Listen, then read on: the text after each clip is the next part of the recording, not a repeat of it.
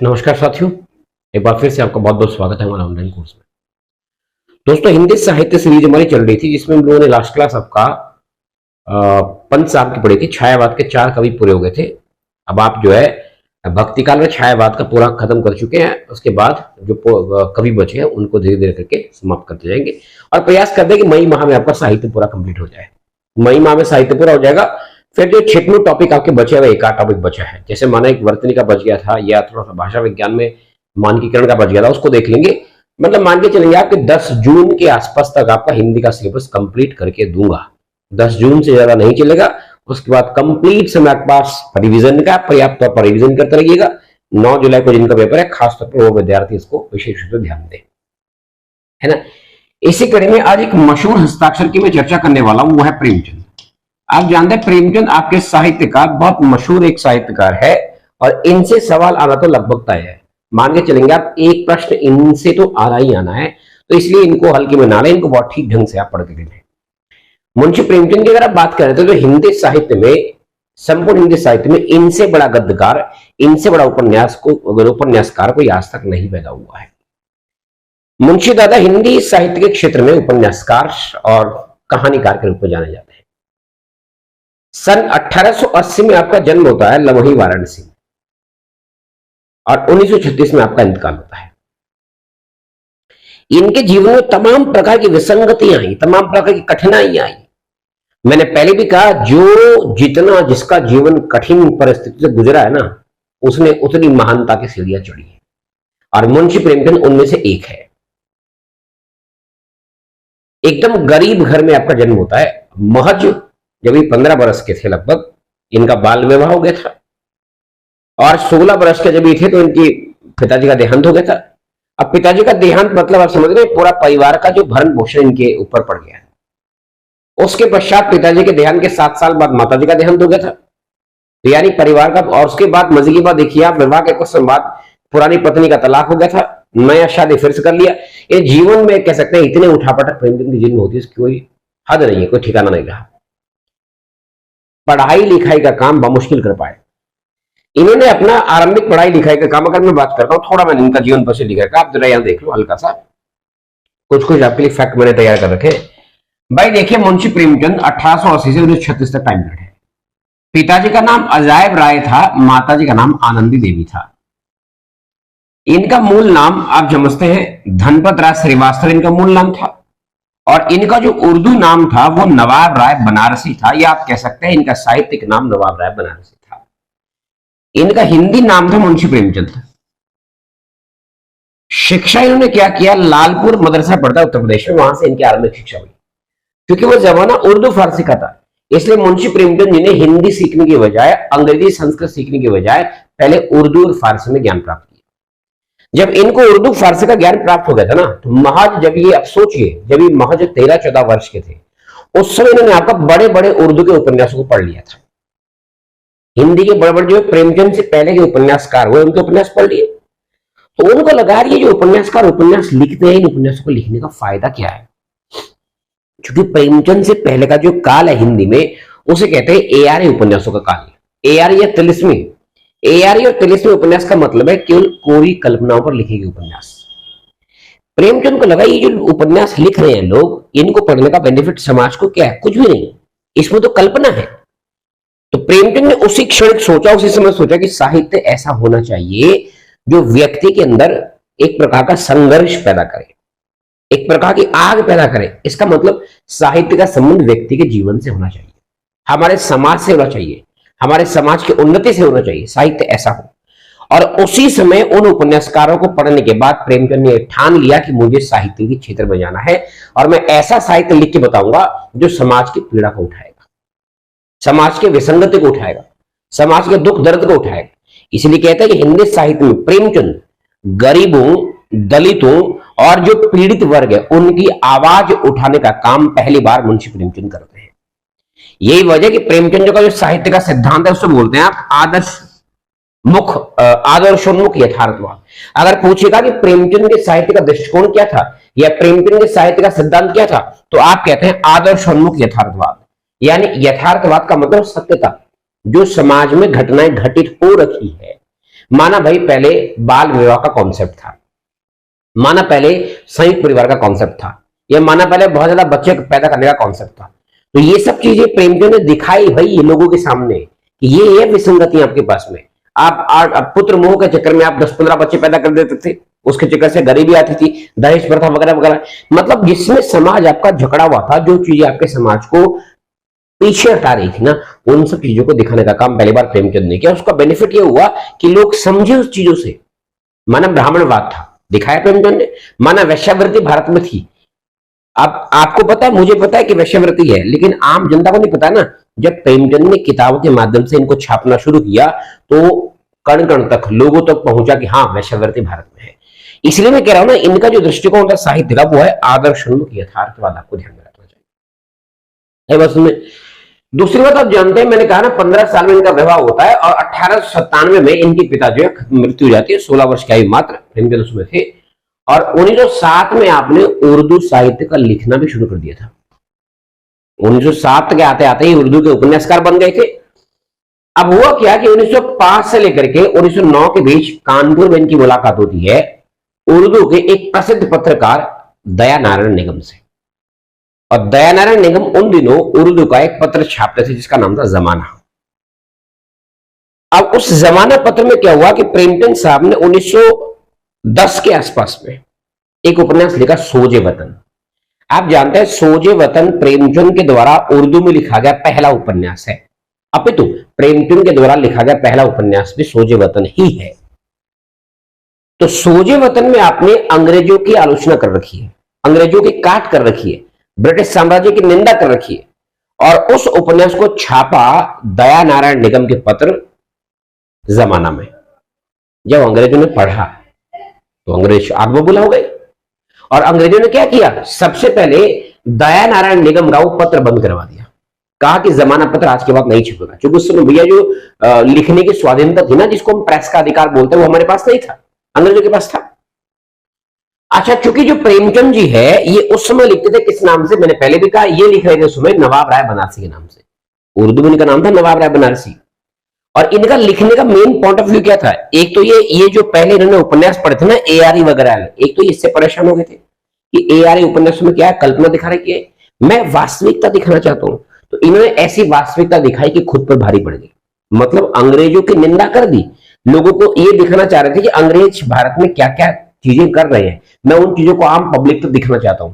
लिख दिया सोजे वतन में, खुद पर भारी पड़ गया। दूसरा, ये उपन्यास क्षेत्र में इसलिए आया क्योंकि इनकी जो प्रतियां बिकती ना, उपन्यास की कॉपियां बिकती, उससे इनकी आर्थिक स्थिति ठीक होती। इनका जो इकोनॉमिकल बैकग्राउंड था, आर्थिक स्थिति बेहद खराब थी, बहुत ही कह सकते हैं गरीब व्यक्ति मुंशी प्रेमचंद है।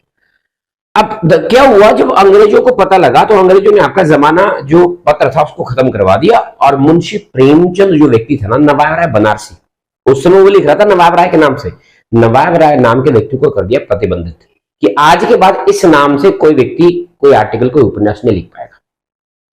साथ ही साथ में जो सोजे वतन था ना, उसके 500 प्रतियां, 500 कॉपियां बड़े मुश्किल से, तो गरीबी में प्रेमचंद ने उसको प्रिंट निकलवाया था। वो 500 कॉपियां भाई प्रेमचंद के सामने जला दी।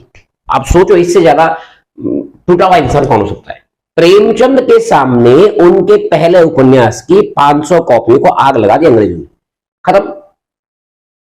मतलब अगर आज का लड़का होना और इतना टूट जाए, वो कहते भैया तोबा तोबा, उपन्यास कहानी मैं तो कल से बिल्कुल नहीं लिखूंगा, माफ कर दो। लेकिन प्रेमचंद ने अड़ी के टूटे नहीं, उन्होंने कहा ठीक है जला दो तुम। अभी बहुत टूटे हुए थे।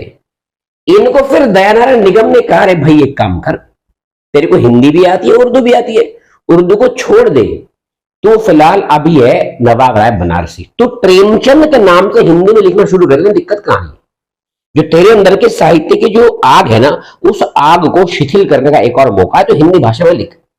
तो याद रखना, दया नारायण निगम ने नवाब राय बनारसी को प्रेमचंद नाम दिया। अगर पूछेगा कि प्रेमचंद को प्रेमचंद नाम किसने दिया है, इस शख्स ने दिया है। अब इसके बाद आएंगे 1914 के बाद मुंशी प्रेमचंद की एंट्री हो जाती है हिंदी में, और हिंदी में नाम बढ़ गया मुंशी प्रेमचंद। और अब मुंशी प्रेमचंद ने हिंदी में एक के बाद एक मशहूर उपन्यास लिखे। आपको पता है मुंशी प्रेमचंद साहब हिंदी में कुल 153 उपन्यास लिखते हैं, 153 नॉवल लिखते हैं, और 301 लिखते हैं कहानियां। 301 कहानियां भी लिख रहे हैं, 3 नाटक भी लिख रहे हैं, 7 बाल साहित्य पर आधारित रचनाएं भी लिख रहे हैं। ये सब चीजें मुंशी प्रेमचंद साहब लिख रहे हैं। साथ साथ में तब तक इनका जो उठना बैठना महात्मा गांधी जी के साथ भी जाता है, स्वाधीनता संग्राम में भी आप एक्टिव रहे, और हंस और माधुरी जैसी तमाम प्रकार की पत्रिकाएं भी आपने प्रकाशित करी। लेकिन इनके उपन्यास और इनके कहानियों का जो टाइटल रहा ना शुरू से लेकर, मैंने पहले भी कहा कि ये एक ऐसा लेखक था जिन्हें समाज का जो अछूत वर्ग था, छोटा वर्ग था, गरीब तबका था, या जिनका सब लोग शोषण करना चाहते थे, जो ऐसा वर्ग था, उन वर्गों की आवाज बन करके उन वर्गों को बुलंद करने का काम अगर किसी ने किया हिंदुस्तान में, वो है मुंशी प्रेमचंद जी, है ना। इसलिए इनका साहित्य बहुत ही महत्वपूर्ण आपके लिए हो सकता है। अब आइए देखते हैं इनके साहित्य में क्या क्या चीजें आपको याद करनी है। मैं थोड़ा इनका एक पीडीएफ आपको बताता हूं कि मुंशी प्रेमचंद जी से याद क्या क्या करना, आपके एग्जाम के पॉइंट ऑफ व्यू से कौन कौन चीजें इंपॉर्टेंट है ना। जो चीजें आपके परीक्षा के दृष्टिकोण से महत्वपूर्ण है, मैं उन चीजों की बात पहले कर लेता हूं कि भाई परीक्षा के दृष्टिकोण से आप किन किन चीजों को पढ़ करके जाएं, या क्या क्या चीजें आपको पढ़नी चाहिए, उसको देख लेते हैं थोड़ी देर। इसमें लिखा होना चाहिए मेरे ख्याल से, प्रेमचंद साहब लिखा नहीं है क्या?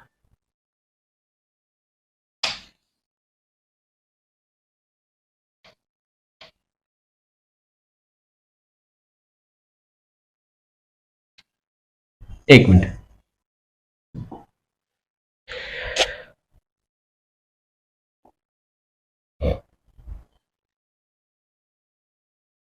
मुंशी प्रेमचंद,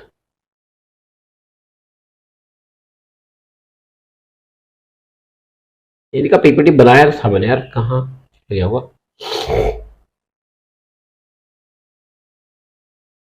प्रेमचंद जी का तो प्रॉपर पीपीटी बना था एक।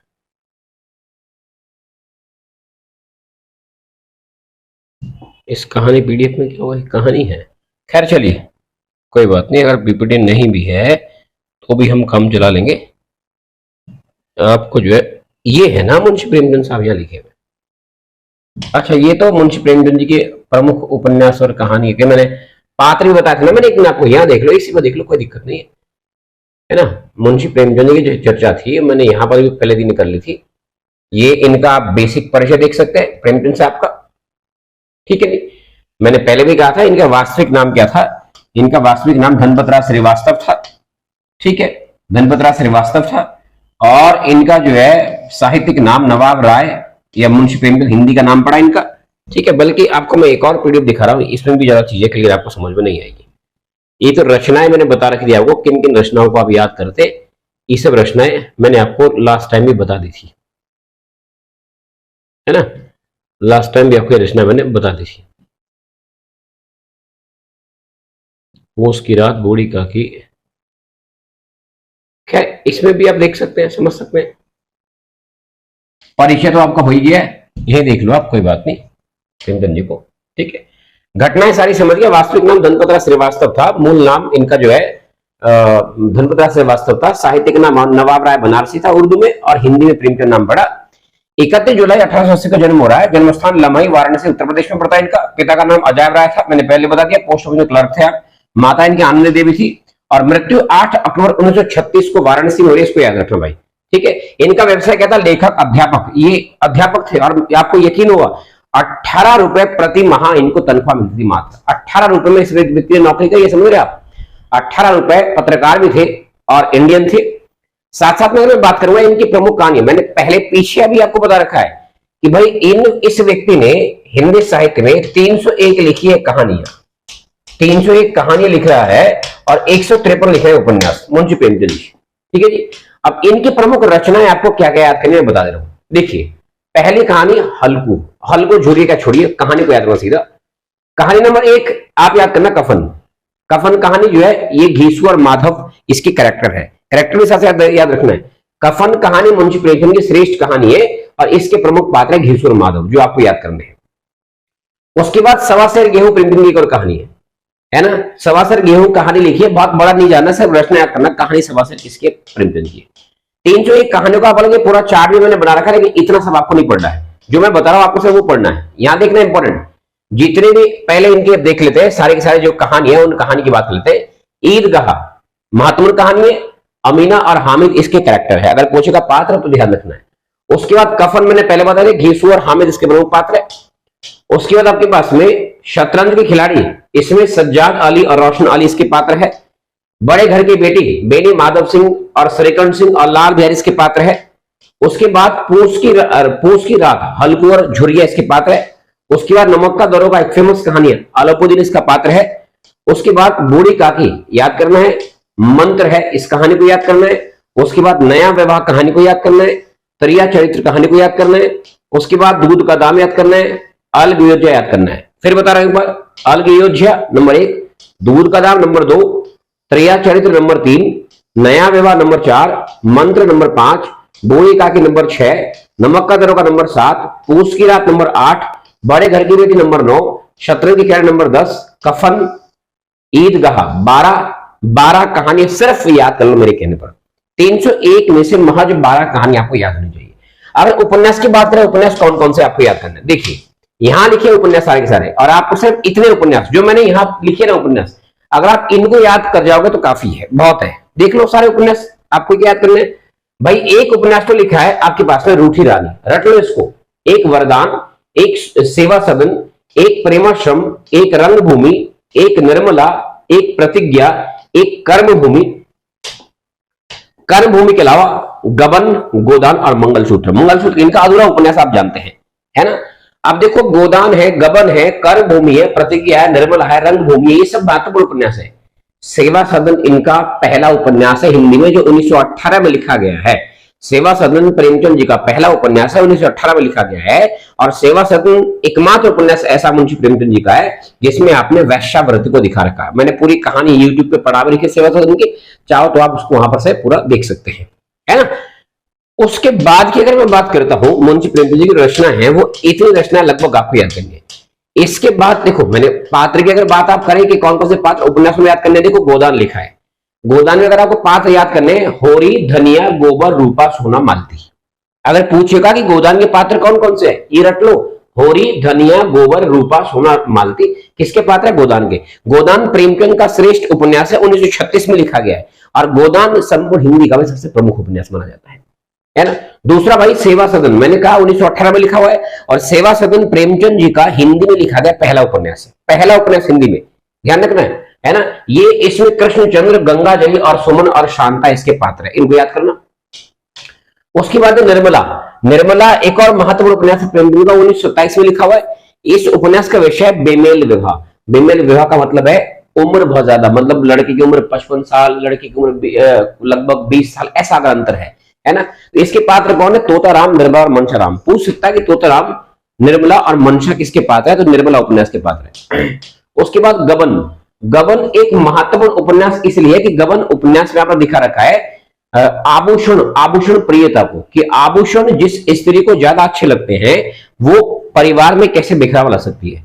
इसके पात्र कौन कौन से हैं? इसके पात्र है जालपा, ये लिखा जालपा, रमानाथ और जालपा। अगर पूछेगा कि रमानाथ और जालपा किस उपन्यास के नायक नायिका है, आपको याद रखना है ये आपके पास गबन उपन्यास के नायक नायिका है। उसके बाद रंगभूमि। रंगभूमि आपका सूरदास, सुबागी और सोफिया इसके पात्र है ना। ये भी अगर कृषक जीवन पर आधारित उपन्यास है, इसको भी आपको ध्यान रखना है। उसके बाद अगर मैं आगे बात करता हूं, अगला उपन्यास आपके लिए आएगा, यहां से जो है इतने नोबल महत्वपूर्ण है। ये सब उपन्यास प्रेमचंद जी के आपको याद रखने हैं। इसके अलावा मेरी गारंटी है कि प्रेमचंद से कुछ भी ना पढ़े आप, है ना। बाकी चूंकि आपको पता है, मैंने पहले ही बता रखा है कि भाई मुंशी साहब ने मर्यादा या हंस और माधुरी जैसी पत्रिकाओं का संपादन में किया था। हुआ क्या कि सन 1936 में, 36 सुनने पहले कहानी, 36 में क्या हुआ, फ्रांस की राजधानी पेरिस में अंतरराष्ट्रीय लेखक संघ की एक बैठक होनी थी। उस अंतरराष्ट्रीय लेखक संघ की बैठक में भारत से प्रतिनिधित्व किया मुंशी प्रेमचंद जी ने। अगर पूछेगा कि अंतरराष्ट्रीय लेखक संघ की गोष्ठी में भारत का प्रतिनिधित्व कौन कर रहा था, प्रेमचंद जी गए पेरिस। जब वहां पर प्रेमचंद जी बातचीत कर रहे थे, साहित्य मतलब बैठक क्यों थी? बैठक इसलिए थी कि साहित्य कैसा होना चाहिए, साहित्य में क्या परिवर्तन होने चाहिए। उसी समय क्या हुआ, लंदन में सज्जाद जहीर और मुल्क राज आनंद नाम के दो व्यक्ति थे। एक का नाम सज्जाद जहीर था, एक का नाम मुल्क राज आनंद था। उन दोनों ने लंदन में भारतीय प्रगतिशील लेखक संघ की स्थापना की। अगर पूछेगा कि भारतीय प्रगतिशील लेखक संघ के संस्थापक कौन है, सज्जाद जहीर और मुल्क राज आनंद। फिर 36 में प्रेमचंद पेरिस से वापस इंडिया आए और इंडिया लखनऊ में, ध्यान देना, लखनऊ में भारतीय प्रगतिशील लेखक संघ की होती है पहली बैठक, और उस पहली बैठक की अध्यक्षता करने का गौरव प्रेमचंद को मिला है। अगर पूछेगा कि भारतीय प्रगतिशील लेखक संघ की प्रथम बैठक के अध्यक्ष कौन थे, मुंशी प्रेमचंद जी थे। 1936 में बैठक हुई, याद रखना है। और इस बैठक में प्रेमचंद ने कहा था कि साहित्य केवल मनोरंजन का एक वस्तु नहीं होना चाहिए। अधिक मनोरंजन से व्यक्ति को अधिक नींद आती है। साहित्य ऐसा होना चाहिए जो व्यक्ति के अंदर बेचैनी पैदा करे, क्योंकि ज्यादा सोना तो मृत्यु का लक्षण होता है, प्रेमचंद ने कहा था। प्रेमचंद ने क्या कहा कि लोगों का काम क्या है, साहित्य लिखे इसलिए लिख रहे ताकि जनता का मनोरंजन हो सके। अरे भैया, जितना आप अपना मनोरंजन करेंगे उतनी आपको नींद आएगी। और प्रेमचंद कह रहे कि ज्यादा सोना तो मृत्यु का लक्षण है, सोना मतलब मर गया है। तो साहित्य ऐसा हो जो आदमी की नींद उड़ा दे, आदमी के अंदर बेचैनी पैदा करे कि अगर ऐसा हुआ समाज में तो क्यों, मैं इसको दूर करूंगा या दूर करूंगी। इसलिए प्रेमचंद ने क्या किया, जो हमारे बीच की घटना है ना, माना वेश्यावृत्ति उठा दिया। तो बहुत लोग समाज में ऐसे थे जिन्होंने कहा है वेश्यावृत्ति गलत है, इसको खत्म करना है, तो खत्म करने के लिए आंदोलन चला दिया लोगों ने। या माना दहेज प्रथा थी, लोगों ने आंदोलन कर दिए। जितने भी सामाजिक हमें कह सकते हैं जाति व्यवस्था थी भारत में, ब्राह्मणवाद था भारत में, अमीरी गरीबी या शोषण, ये सब चीजें थी, है ना। या माना किसान, भाई किसान विद्रोह जो गांधी साहब ने किए ना बाद में, आप खेड़ा सत्याग्रह की बात करो, चंपारण सत्याग्रह की बात करो, कहीं ना कहीं प्रेमचंद से इंस्पायर होकर के महात्मा गांधी भी किसानों की हिमायती बने थे। आई बात सुनने, है ना, क्योंकि प्रेमचंद साहब को लिखे थे इन पर, तो गांधी जी को भी लगा वास्तव में किसानों का तो बड़ा शोषण हो रहा है, आप नील की खेती नहीं करना चाह रहे, फिर भी आपको खेती करवाई जा रही है, इसका मतलब किसानों का शोषण हो रहा है। और प्रेमचंद साहब तो उस पर पहले से लिख रहे थे, इसलिए महात्मा गांधी साहब ने भी अपना किसानों के लिए चंपारण में 1917 में या खेड़ा में 18 में इस प्रकार का जो सत्याग्रह किए गांधी जी ने भी, वो प्रेमचंद से कहने का आपका उनको भी इंस्पिरेशन मिली हुई थी। प्रेमचंद एक इस प्रकार के व्यक्तित्व थे, ऐसे लेखक थे। और उम्मीद करता हूं कि आप इनको ठीक से पढ़ें। जो मैंने नोट्स व्हाट्सएप में ग्रुप में सेंड किया है उसमें कंप्लीट लिखा हुआ सारा का सारा साहित्य 24 राइटर पूरे, उम्मीद करता हूं कि आप वो सब पढ़ लेंगे और आगामी परीक्षा के लिए निसंदेह तौर पर आप तैयार हो जाएंगे। धन्यवाद, मुलाकात करते हैं कल।